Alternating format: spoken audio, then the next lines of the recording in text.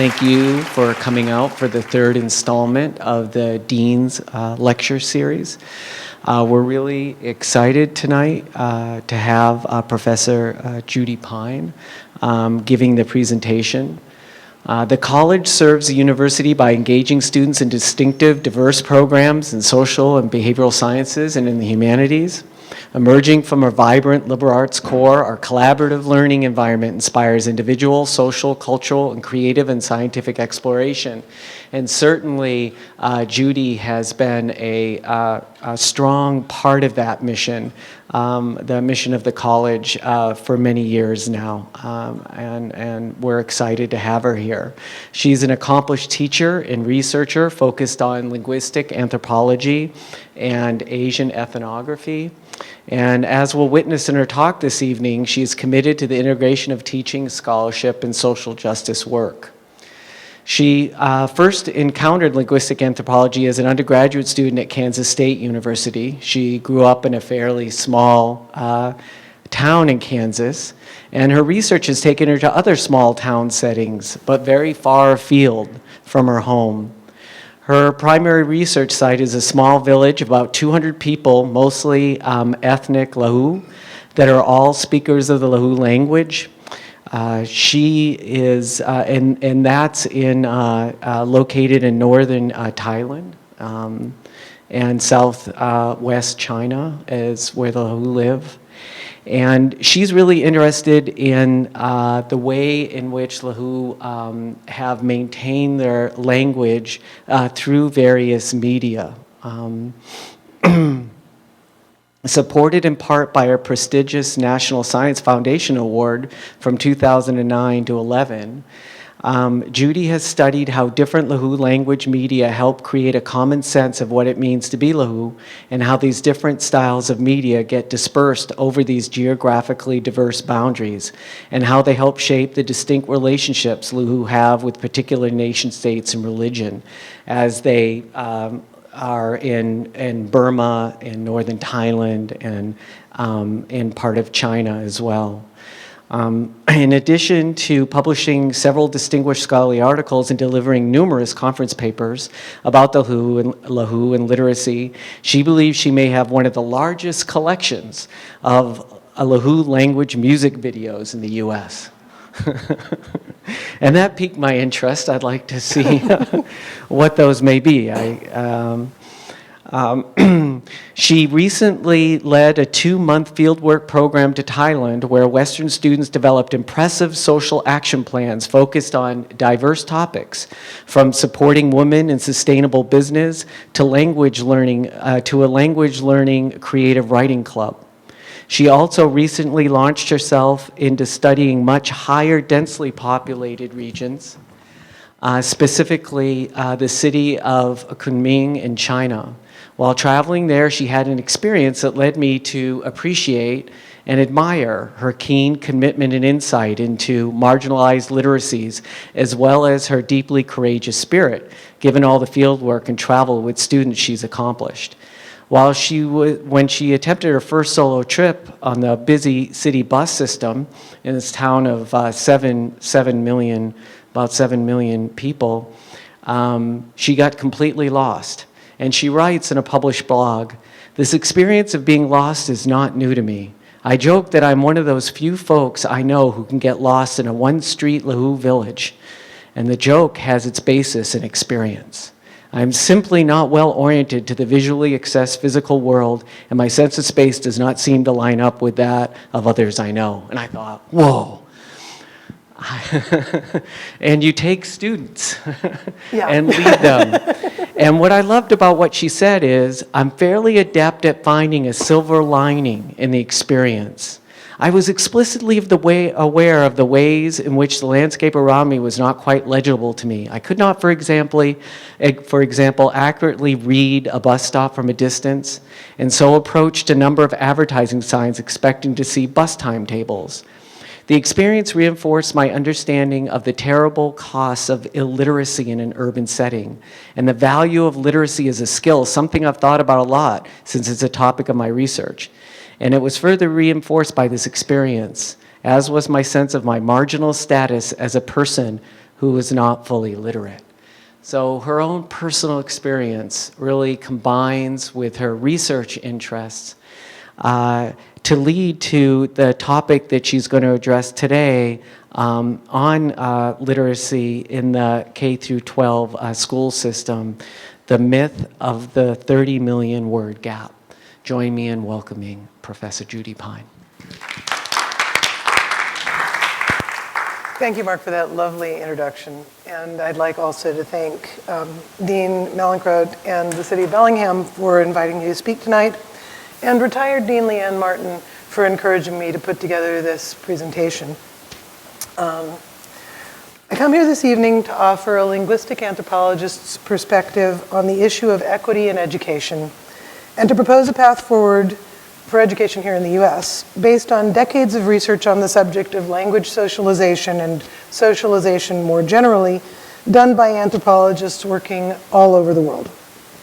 Here in the US, and in much of what we call the developed world, a lot of what anthropologists call socialization falls under the heading of school success. Much of the public conversation on formal socialization, that is, school success, revolves around the idea of gaps between those who succeed in the schools and those who do not, and how to go about bridging those gaps to provide students from widely diverse backgrounds with the opportunity to succeed. I join a growing number of scholars to argue that we must move away from this gap discourse or deficit discourse, and instead rethink education in ways which recognize and build on the strengths that students and teachers and parents bring from radically different ways of being and becoming competent humans. The idea of culturally sustaining pedagogy, a concept proposed recently by linguistic anthropologist Django Paris, offers an alternative frame requiring that we rethink not just the solutions, but the nature of the problem. And this work to reframe the problem is not new. This work to reframe the problem has been going on since the 1970s. So the frame that I'm talking about and that I'm working against here is an extraordinarily powerful one. And this is yet one more effort to chip away at that frame. Anthropologists looking at language socialization have long realized that fluent, articulate, skilled orators and regular, everyday, excellent speakers of language are found in every human community. Societies likewise all work to develop skilled and productive adults, and often have theories about how this ought to be accomplished. There is no universal way in which humans become competent adults, however. And the vast array of differences in both methods of creating competent adults and theories about that socialization process remind us as anthropologists that our own culturally constructed ideas are just that, culturally constructed. Children exposed to humans using language will acquire language, regardless of whether or not they are directly addressed as infants. There is no species-wide need for exposure to what among my people is sometimes called motherese, nor is there some biological requirement that infants and young children be engaged in dyadic conversations with an adult caregiver. These are not human norms. These are white middle-class norms. And what we call school or academic success is in fact the capacity to behave in accordance with the norms of the dominant group in our society. Since being in a position of authority in our society is dependent on the capacity to behave in accordance with those norms, this fact that this is not a universal is invisible to people like me, just as water is invisible to a fish. That does not make these ways of doing things inherently better in some objective, decontextualized sense. Right now, I'm speaking in ways that are not foreign in the home in which I was raised. This is a huge advantage for me in a system which rewards this way of speaking, and it's an advantage I have enjoyed my entire life. Just imagine if the dominant norms were, say, Western Apache norms, and I was expected to maintain silence in situations in which I was uncertain, sometimes for days at a time, and figure out how best to approach people in ways that took into account, first and foremost, their perspective and their response. My verbosity would be a sign at best of inappropriate and foolish behavior, and really, frankly, as rude behavior. Or if the norms were Japanese, and my childhood tendency to stand out and be visible were seen not as evidence of some kind of precocity, but instead as evidence of a deficiency, as a sort of failure on my part. An anthropological perspective looks at all of the diverse ways in which humans define and achieve success, making me aware of the fact that what looks like competence in one context may look like incompetence in another context. Anthropology asks me to recognize that I am shaped by the norms of my people, of my upbringing, just as everyone is. It also requires that I recognize that there is no one true way of shaping a human, and I must learn to direct a critical gaze at my own practice, my own being in the world, examining my assumptions carefully, knowing that they, too, are data, and that my own actions perpetuate the norms I am studying. When I talked with my infant children, something that would look just plain nuts to a Kaluli mom, I was engaging in the normal practices of the dominant group among my people and socializing my children from infancy into that dominant group, assisting them in achieving school success. The myth of the word gap is a myth among my people. Like all myths, it arranges experience in a way that makes sense according to our understanding of the nature of the universe. Myths may well be a human universal, and they are not necessarily harmful. The idea, however, that a statistically significant difference in school success associated with socioeconomic status can be attributed to differences in exposure to vocabulary in the home is harmful. And I've chosen it as my topic this evening because I feel it must be revealed for the toxic narrative it is. The persistence of the word gap myth is not the result of a lack of good intentions. In fact, the good intentions of policymakers, such as those involved in the policies on the screen above, are actually reinforcing the mythic structure which prevents us from seeing and addressing the problems of structural inequality that actually confront us. This myth, based almost entirely on one poorly conceived and biased study, could not have resonated as it has were it not for the fact that its fundamental underlying assumptions are comfortable and familiar to the dominant group among my people, those of us who do well in school. Since most education policy is created by folks who, as a group, measured statistically, do well in school, this is not surprising. The different perspective I'm going to ask you to consider this evening is, however, potentially uncomfortable.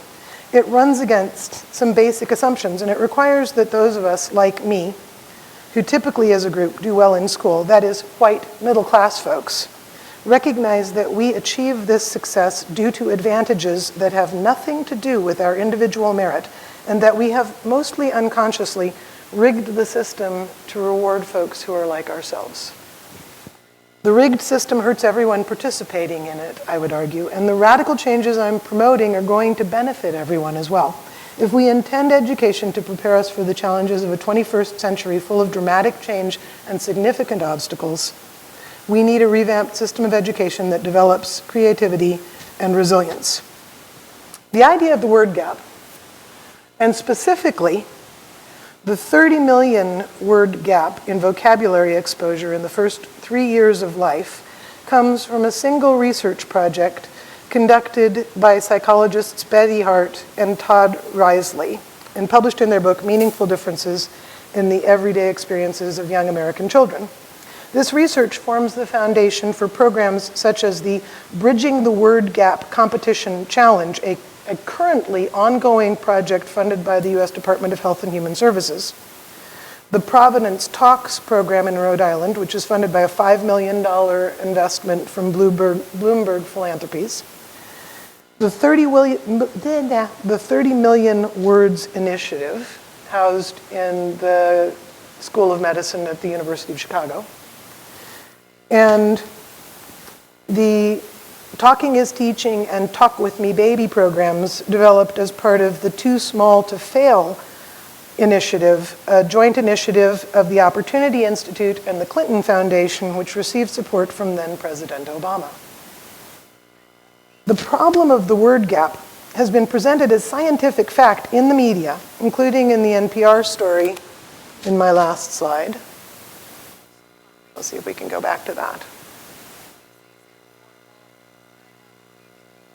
This quote from a story on an AP wire service on February 18th of this year offers a useful illustration of the way in which Hart and Risley's work is presented rather.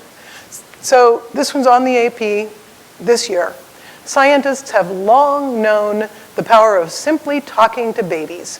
The sooner the better. A landmark 1995 study found that poor children hear a fraction of the words their peers in wealthier homes do, adding up to about 30 million fewer words by age 3. The reasons are myriad. If mom's exhausted from 2 jobs, she's less likely to read that extra bedtime story or have time to explore this little piggy when putting on a tot's socks.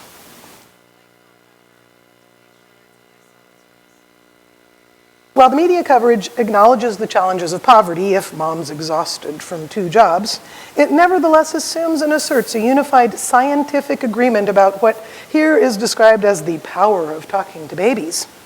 This idea that science backs the 30 million word gap claim is echoed by Dr. Dana Suskind, the surgeon who created the 30 million words initiative, when she asserts that her project is backed by science.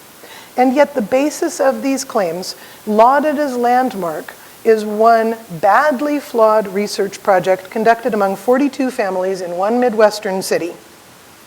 Among my people, there is a tendency to conflate "it has numbers in it" with "it is science." Sometimes numbers are quite useful. I don't deny the value of statistical data. This particular study, however, ought not to be the foundation of anything, and certainly not the basis for spending hundreds of thousands of dollars. My colleague Eric Johnson, in his widely cited critique of the word gap, notes that there is no linguistic research-based evidence to support the assumptions made by word gap theorists. Their definition of a, quote, linguistically stimulating environment, end quote, involving counting and categorizing types of vocabulary has no basis in linguistics. No study supports the idea that lack of exposure to a certain quantity of words will have an adverse impact on cognitive development. And there is no data to support the idea that school success is dependent on supposedly superior linguistic and cognitive capacities that result from early exposure to vocabulary-rich environments.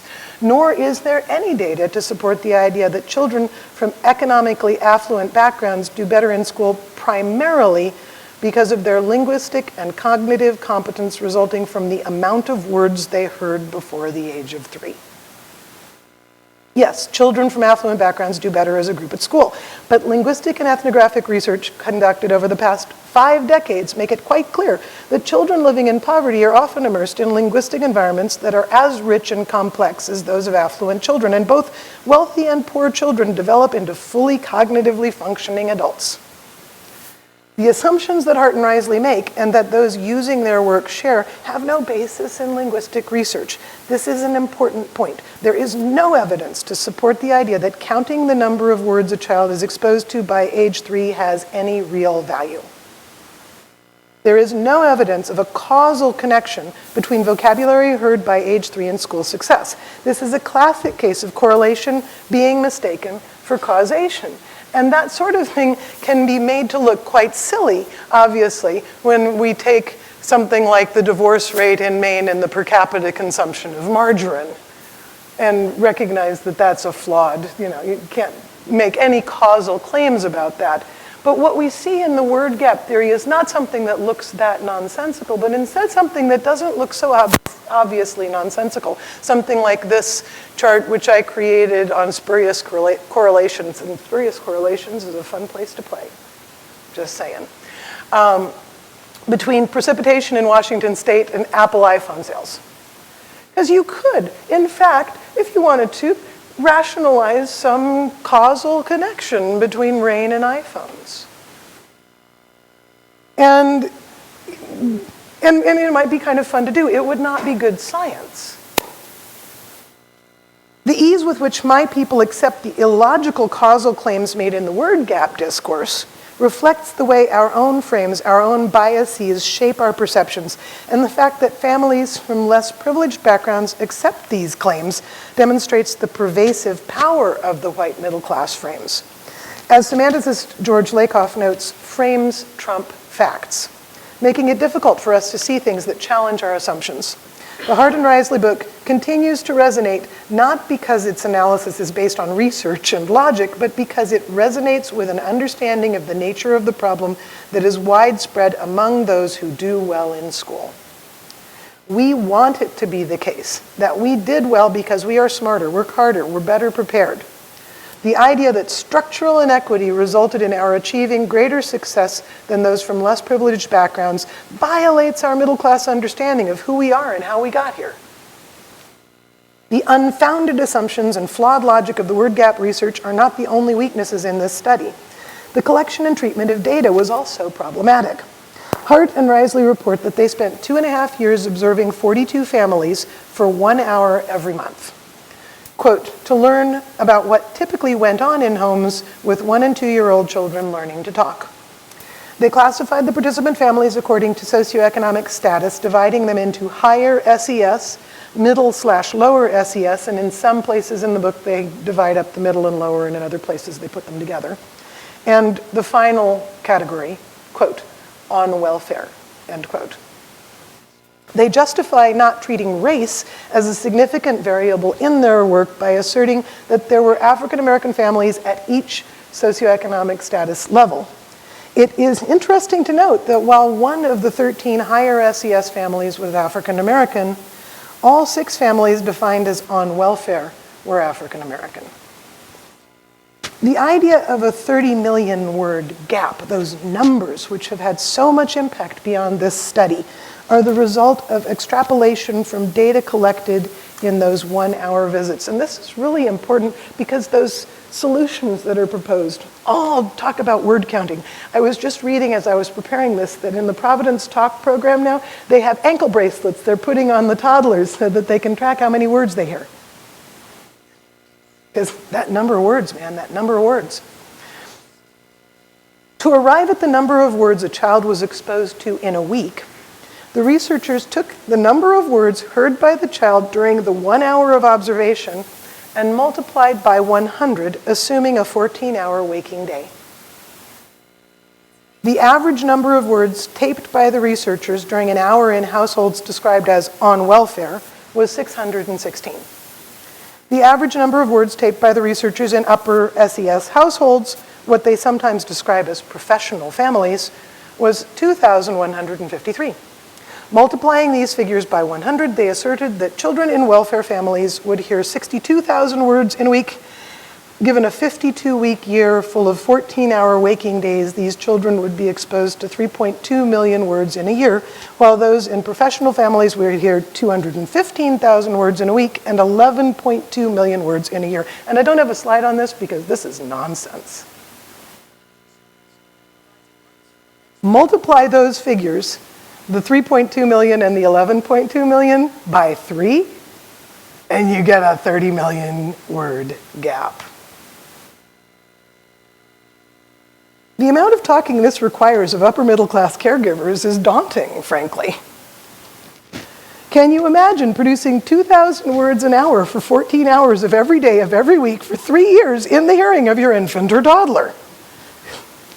As a point of reference, this talk this evening is slightly more than 4,000 words long in its written form and will involve me speaking almost continuously for about 45 minutes. Beyond the oversimplification of the extrapolation, and you'll see in every single story it says 30 million word gap. Beyond this oversimplification of the extrapolation, the assertion that these hours of observation represent typical hours in the household assumes that upper middle class households with a researcher taping them don't buckle down and produce a bunch of their very best upper middle class language behavior. And should it surprise us that desperately poor families, well aware that they do not possess valued linguistic resources, would be a bit quieter and somewhat inhibited when recorded? The fact that Hart and Risley describe these families in some cases as taciturn might have something to do with that sense of being studied and evaluated and inevitably found wanting. It might also reflect the fact that in our culture, the dominant way of speaking is seen as superior, even by those who don't command it. That is something that, as a linguistic anthropologist, I call hegemonic language ideology. And if I asked you all to sit and chat about hegemonic language ideologies, representational economies, and Peircean semiotics, you might produce fewer words than a group of linguistic anthropologists would. So the numbers are a problem here, and even if they do seem to correlate to other members of school success, the logic is fatally flawed. Hart and Risley do not confine themselves, however, to counting words. They also measured something they call parent affirmatives. They also refer to this as encouraging words, and prohibitions, which they also refer to as discouraging words. In those same 1-hour sessions, they found that the child in a professional family was accumulating 32 affirmatives and 5 prohibitions per hour, what they describe as a ratio of 6 encouragements to 1 discouragement, while the working class child heard 12 affirmatives and 7 prohibitions, and the welfare child heard 5 affirmatives and 11 prohibitions. They use the same method of extrapolating here that they did with the vocabulary, assuming identical hours in a 5,200 hour a year, and posit a truly enormous number of affirmative interactions for the upper middle class children, and a daunting number of discouragements for the children living in poverty. Again, there is no sense that having a researcher in your house recording you would influence your behavior, and an unfounded assumption that affirmative interactions are better than prohibitive interactions. One might alternatively posit that the enormous resilience many researchers have found in impoverished households could correlate with regular negative interactions. Or even that such interactions make sense for parents whose children are more likely to be singled out by authorities and less likely to be able to defend themselves. Indeed, any number of interesting potential hypotheses are available once we recognize that no causal connection has been proven. Researchers doing ethnographic work, observing people as they go about their lives, run a very serious risk of seeing what they expect to see. For all of us, the potential for frames to trump facts is ever present. Hart and Risley note in their own presentation of their data that, quote, when we listened to the children, we seemed to hear their parents speaking. What this meant to them, though, was that parents were passing along deficits. Their conclusion sees difference from themselves as necessarily incorrect, something broken and needing repair. They assume as well that what has been observed is all there is. This ignores the possibility that the parents might speak to highly educated middle-class researchers in ways that were different from the ways these same parents would speak in other circumstances, and misses out on the rich diversity of language use other scholars have found even in the most challenging economic circumstances. The context in which they interact with these parents, a context in which they, the researchers, feel comfortable and at home, in which their ways of doing things are widely recognized as superior, is invisible to them. Education policy researcher Cheryl Gowan, in her article, I'm No Fool, Reconsidering American Workers and Their Literacies, an article published in 1994, around about the same time that the Hart and Risley was published, and based on research likewise conducted in the late 80s, describes one Mr. Edward Stone, a housekeeping aide in a large urban public hospital in the southeastern US, who was attending workplace literacy classes in order to improve his basic skills. Despite those classes, which he attended faithfully and in which he made marked improvements in reading and writing, he was not promoted from his job of mopping floors and scrubbing bathrooms. The hospital created the literacy program with the intention of repairing a deficiency which was imagined to be caused by illiteracy and lack of education on the part of entry-level workers. Mr. Stone, when at work, was described by his supervisor as slow, someone who could not make decisions or think critically, and at work he was, Gowan notes, and I quote, a slumping, tired man with a torn uniform and a deep, quiet gaze. Gowan might have stopped there, agreeing with the hospital administrators that workers like Mr. Stone are simply not motivated or not capable of improvement. Instead, as an ethnographer, Gowan accompanied Mr. Stone to his church, where he is a valued and important member. Mr. Stone at church is, quote, a busy, well-organized man with a job to do, a sharp dresser who his supervisor would probably not even recognize. The practice of ethnography has taught anthropologists and other social scientists that context makes a difference. Good ethnographic work exploring the same problem of differences in school success has produced a piece of scholarship which I would argue achieves the landmark status which is falsely attributed to Hart and Risley. Shirley Bryce Heath's Ways with Words, Language, Life, and Work in Communities and Classrooms. Based on research conducted in the Piedmont Carolinas, Heath's project aimed an ethnographic lens at families in two communities, one working class white, the other working class black, both struggling for school success. Over the course of 9 years, Heath spent time in classrooms, homes, and workplaces. Well aware of what she, writing in 1984, refers to as the widespread common notion that the more parents talk to their children, the more likely children are to succeed in school, Heath found instead that the larger context of language socialization, what she calls ways with words, was the crucial element.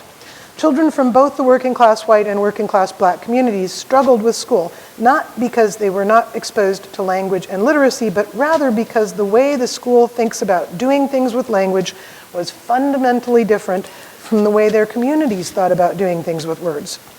Heath uses the term townspeople to refer to those who Hart and Risley call professionals.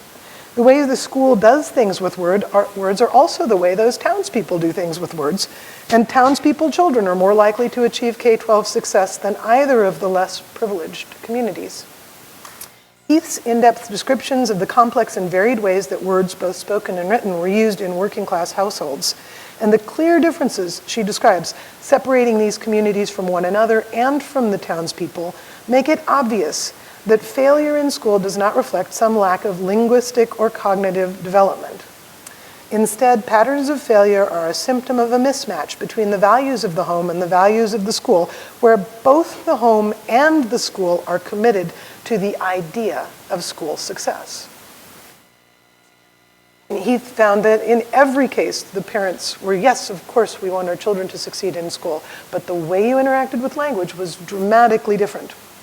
There is no doubt that language socialization that occurs in the home has a profound impact on children's success in the school.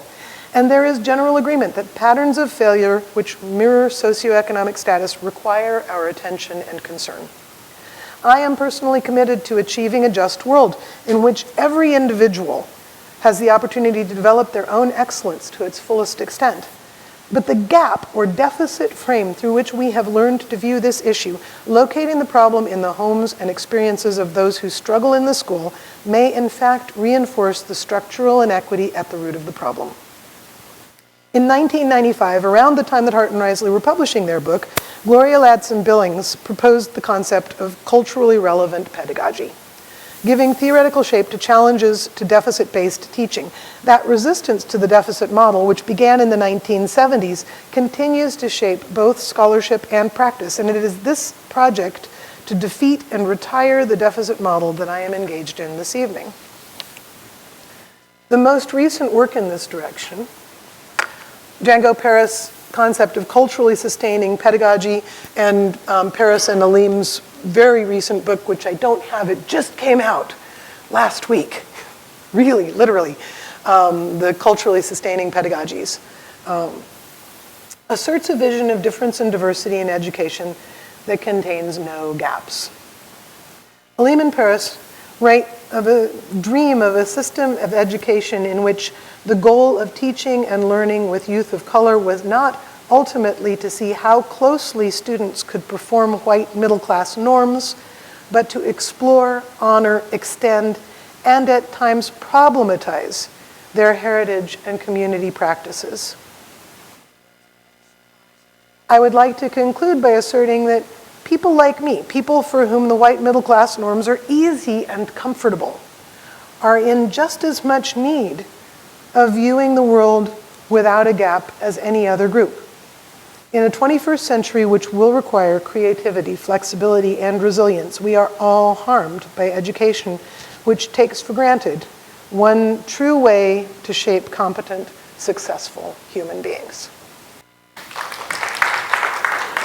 And I will now be happy to take questions. How much of what you see around that 30 million number it really is at the very essence of the need in our society to just quantify and really not respect sort of the ethnographic, qualitative, descriptive information, and often not even thinking of the right questions to ask, much less than collecting data and then drawing conclusions, and how pervasive that is both in education and outside.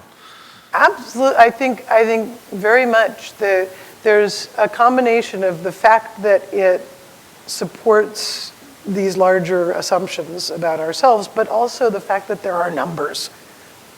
And reading Hart and Risley presenting the numbers, the way in which they write about the numbers, and about the math that they were doing with the numbers, and about they clearly buy into the idea that somehow something you count is more real than something that you don't count. And they don't, I mean, as a linguist, I would argue we don't even agree on what a word is.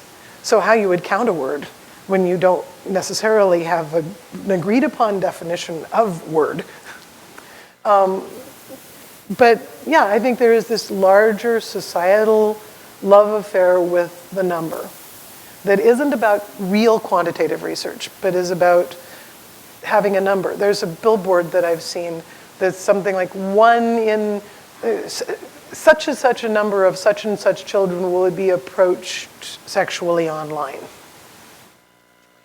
which doesn't take into account that not every child is online, or define what a child is, or define what a sexual approach. It's nonsense. It's a meaningless billboard. Yeah, the minute you start looking at the actual math, the minute you think about that 2,000 words an hour, 14 hours a day, spoken to or around your infant or toddler by the primary caregiver, there's just no way the minute you think about it critically, but that number is everywhere. That number is in the NPR stories, it's in the AP stories. The surgeon, Dana Suskind at University of Chicago, uses that number as the name of her initiative. So she's got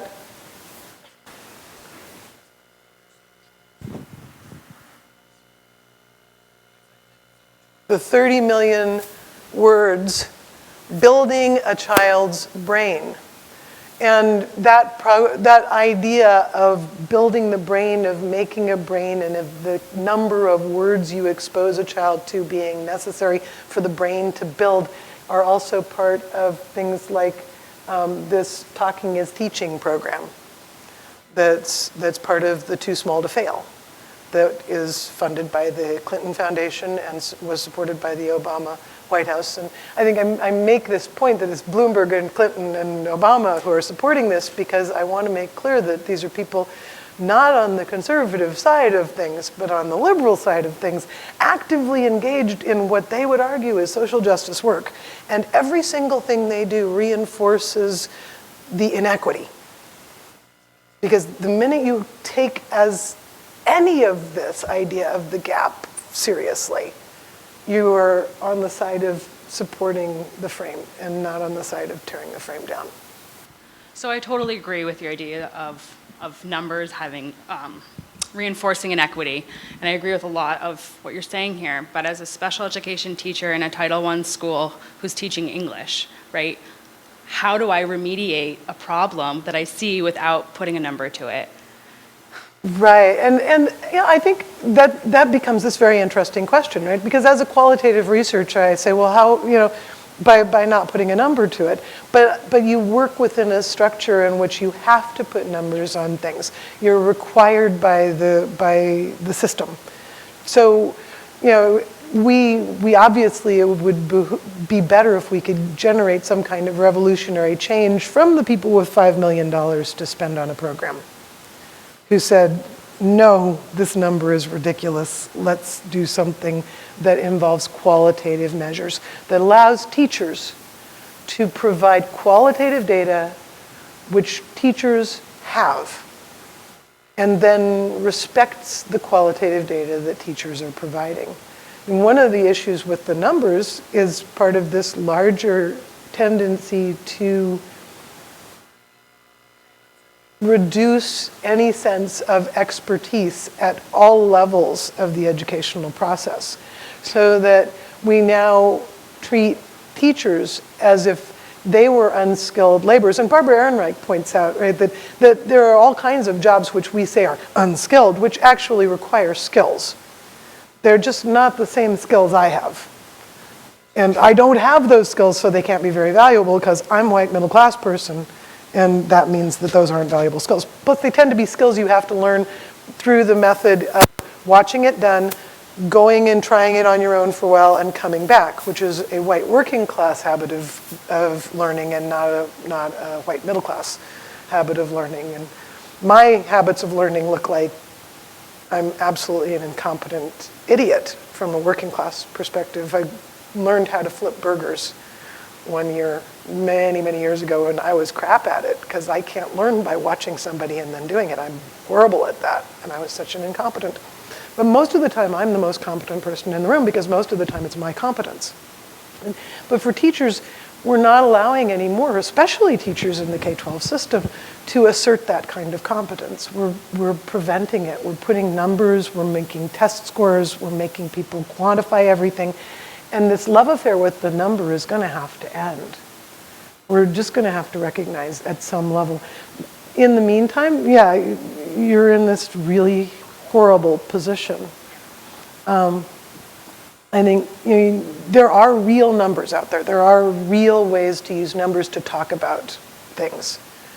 And what we have to work against is the fact that the big flashy numbers, these hugely intelligent people are just accepting and swallowing this 30 million number as if, and it's been being critiqued in published work for years. And Heath's work was out 10 years before Hart and Risley.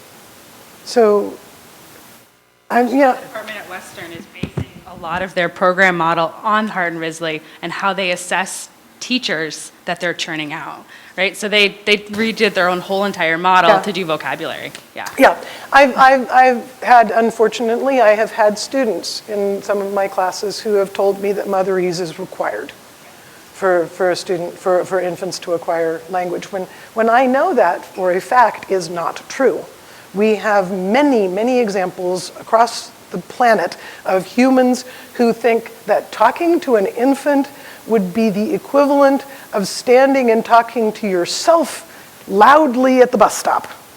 You would just look like absolutely nuts. Like, you do understand that they cannot understand, that they don't speak, right, honey? Yeah, but we do it, people like me do it, and people like me run the system, and so the way that we do it must be the right way to do it, because I could not have gotten here due to structural inequities that made it easier for me to be where I am than other people, because that would make me feel bad. I mean, part of it is this fragility that Robin Wright talks about, the white fragility. There's a white middle class fragility here that we are constantly running up against, because it challenges my sense of myself. It requires me to recognize that I have things to which I am not, by virtue of my merit, entitled. And that is a hard pill to swallow. Even if you swallow it every day, it doesn't stop hurting. So yeah, it is a battle. Sounds like we should restage this talk in Woodring, I guess. I'll do it. Yeah. Yeah. I have a question. I would like to be able, it would be wonderful to be able to sit down and have real conversation about it. In interdepartmental conversations about it with data and with really thinking about the implications. And I'd love to bring, would love to try and bring Sammy Alim or Django Paris here. And they're both on the West Coast. So that would be very cool. I know Sammy, I don't know Django, so. I don't know if I still have a question. I think it was sort of brought up here. But there's so much of linguistic research that is relevant to education that has been dismissed. You give one really great example of that. But And so much of the research that debunks other flawed studies about the teaching of grammar in school or how grammar helps with writing have been, many of the initial studies that get all the press are seriously flawed and have many, many follow-ups that have better quantitative research showing that that wasn't the case. But they have latch on to these 30 million words, or grammar is harmful, or... Yeah. I mean, it's all Lakoff's idea. Frames trump facts. Frames trump facts. People will not hear things that don't map onto their worldview. And yet you have to be able to change the worldview. I mean, I have to believe that we're not trapped in this. But I also have to believe that it is a long, hard slog. And we've been at it for decades now, and we're not there yet.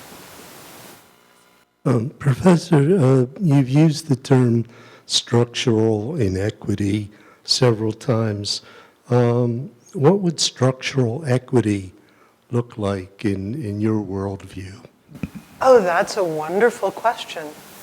I think in part, expanding on Alim and Paris' idea about education as an equitable thing, that structural equity would be a space in which all forms of skill and all forms of labor were equally valid and valuable, in which you wouldn't have the sorts of people whose skilled labor is referred to as unskilled. So, farm workers or waitresses in restaurants or hotel maids or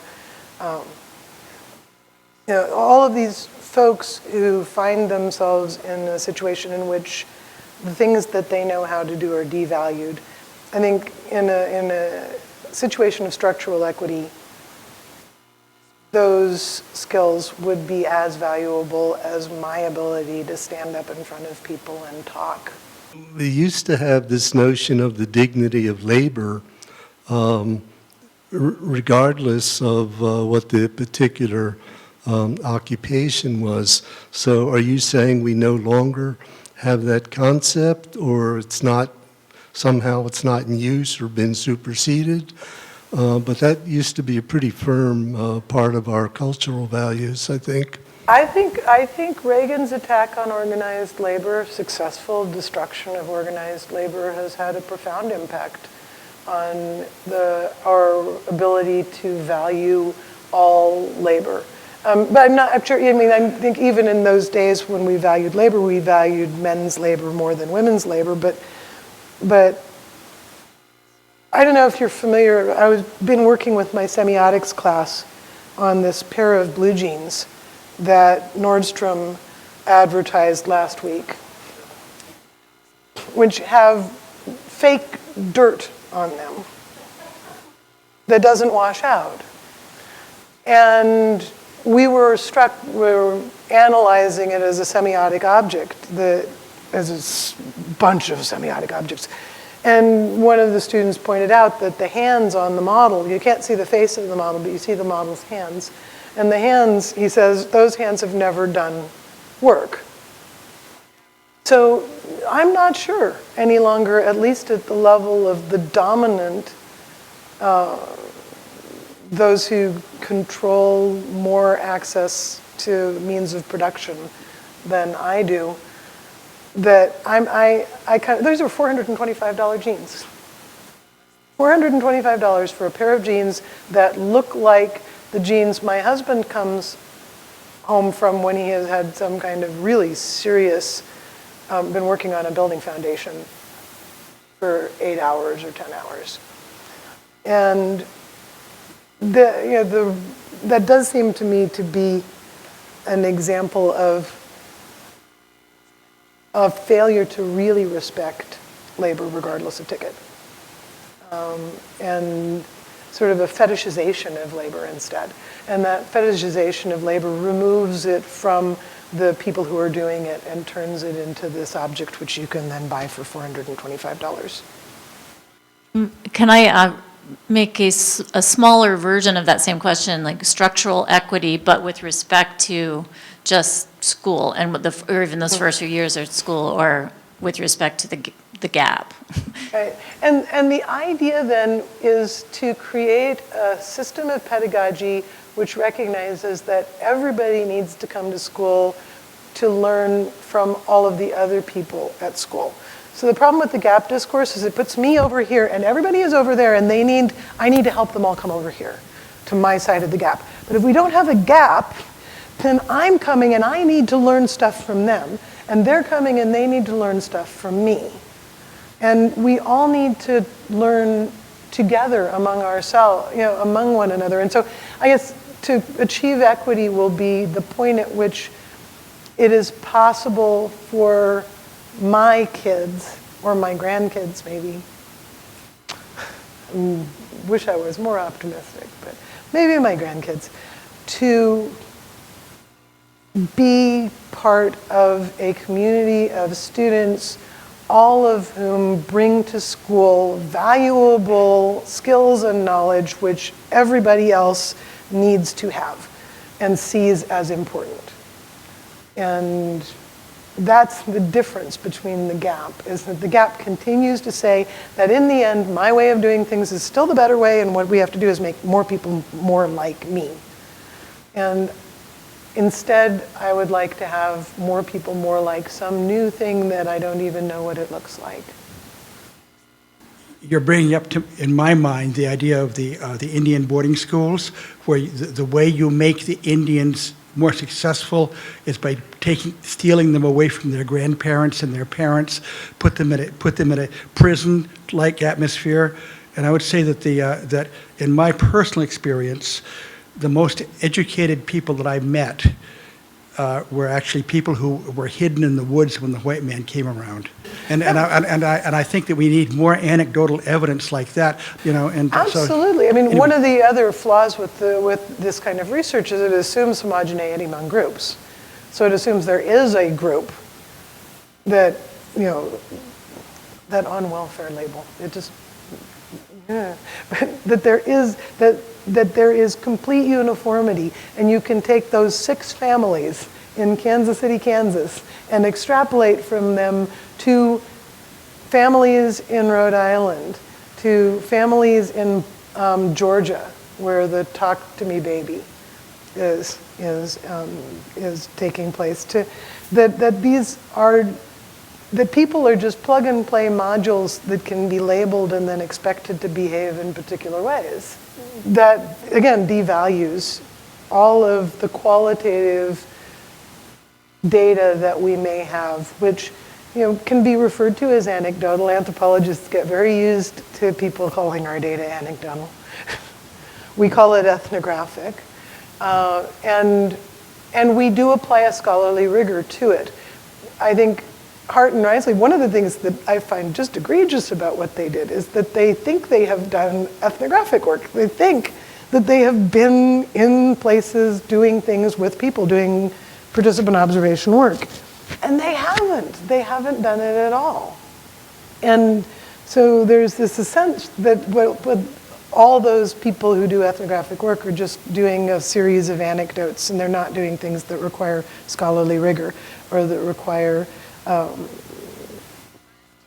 a sort of attention to the material as data rather than just as anecdote. If you look at Heath's work, it's a wonderful, wonderful book. It's very readable. She herself worked as a K-12 teacher before she became a linguistic anthropologist, and she uses a lot of the teachers in the area as her research assistants, and she has continued doing longitudinal work in the Piedmont Carolinas since the 80s. She's emerita now, but she's still working on these programs, following some of these families into the 4th and 5th generation. But that kind of in-depth work, like the kind you're talking about, where you really know people and can think about what it means to be educated, what it means to be successful, and propose different measures of success and different measures of what it is to be educated. That's what we need. That's absolutely what we need. Yeah, I had a question that follows up on the other questions and that point that you just made. One thing I appreciate about your talk is it's given me another way to think about my great dislike for standardized testing. And when I realized the standardized tests and these rubrics for teaching performance, they really produce gaps. They produce nice media soundbite gaps. Oh my God, this year's students haven't done X, and they provide you this nice number, and they highlight gaps. And so one of the things that teachers are having to do is they sacrifice their expertise to these tests. The tests are replacing teachers' expertise and the students' expertise, which you'd like to see come together in this transactional, Right. more structurally equitable environment. So my question is, so what to replace the standardized tests with? Portfolios. Portfolios and projects. Portfolios and projects, and respecting the expertise of teachers and students on the ground. And just insisting that, I mean, I think if at the level of administration, people turn around and tell the public, look, this is ridiculous, these numbers don't mean anything. We are going to treat teachers with respect. There are going to be teachers that are not great.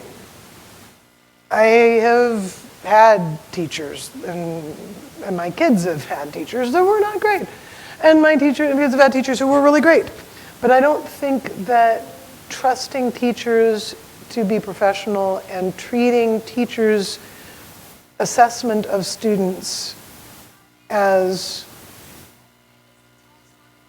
something that we can take as a given, that we can just trust. If you say this student is performing well, this student is developing, this student is gaining something from the school, we have to be able to say, yes, you're the one who works with that student, you're the one who spends hours and hours in the week with that student, you are more likely to know.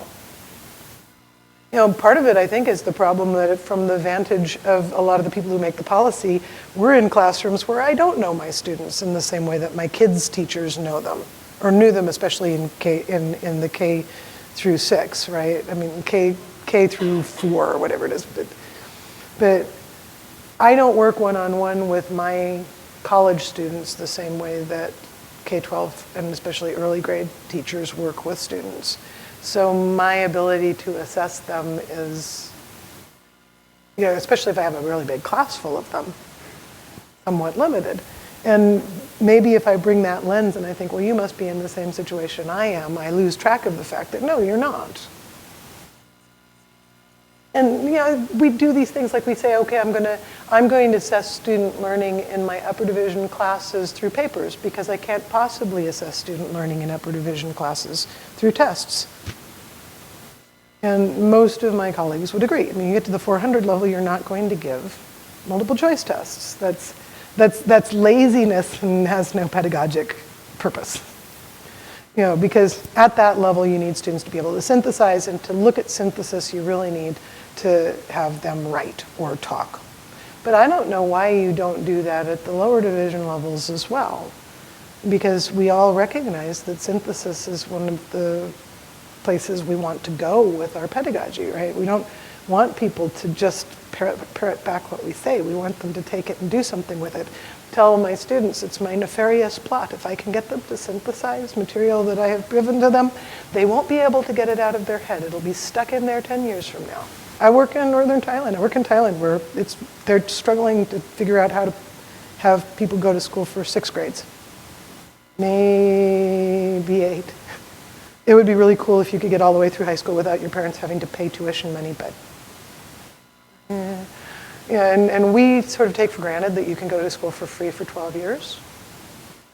And we don't recognize how expensive that is, but at the same time, if we spent a fraction of our defense budget, and I say this as an Army veteran, by the way, if we spend a fraction of our defense budget on K-12 education in this country, we could afford to do the kind of work we need to be doing for the 21st century.